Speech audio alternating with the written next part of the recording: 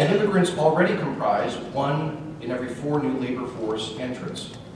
Quite soon, the number of new labor market entrants from within Canada will fall below the number of people retiring from the labor force. Our workforce will shrink without immigration, and immigration will account for all of our labor force growth within the next 5 years. If we don't begin to address the real barriers that prevent newcomers from entering their chosen profession in Canada, we actually risk a future where their current predicament could potentially have serious consequences for our country.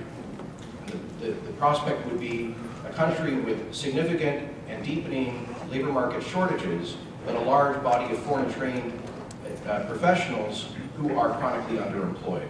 And that makes no sense for either Canada or for newcomers. So I'm not here to paint a bleak picture of our future. Rather, my purpose is to present the cold, hard facts that can no longer be denied. Our population is aging, our birth rate is declining, and our labor force will not grow on its own. And we need to ensure that the immigrants we bring in can contribute to our labor market in the most efficient way possible. At the same time, we must remember that Canada isn't alone in this situation by any means. Most other Western democracies will soon be confronted with the challenges of a shrinking domestic labor pool, and they'll also need to rely on immigration in order to fill labor force gaps. So Canada must ensure that it's in a position to compete for the world's best and brightest. How can we do that? First, we need to ensure that newcomers are able to work in Canada soon after their arrival. But it's equally important that they're able to work in the fields for which they are trained. Ladies and gentlemen, we all have a role to play in helping new Canadians make the transition into our workplace. And this isn't only to help newcomers succeed, it just makes good business sense. We don't want to lose some of the world's best employees to our competitors in other countries. Also, in a global economy, having a global workforce just makes sense. Now, 2 of the biggest hurdles that immigrants face in getting a good job in their field of expertise is either a lack of Canadian work experience, or a Canadian degree, or both. As a result, most newcomers find themselves stuck in what we call the Canadian experience paradox. No Canadian, they haven't had a Canadian job, they don't have experience. If they don't have experience, they have a hard time getting a Canadian job. So I'm here today to challenge you and the broader employer sector to reverse this trend and to consider doing more to hire newcomers in your workplace.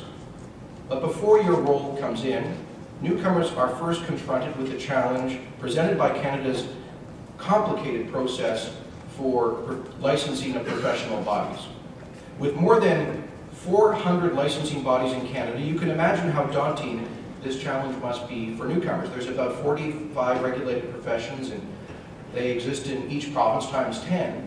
We're talking about well over 400 licensing bodies, each with their own often very complicated procedures for credential recognition.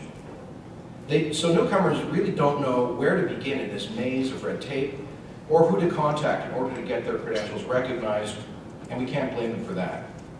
Newcomers shouldn't need to jump through hoops or wait for several years before their foreign degrees and credentials are given a serious look by the licensing bodies here in Canada. One of the great things I have enjoyed, and in my editorial role, is to bear witness to all the changes that we've seen.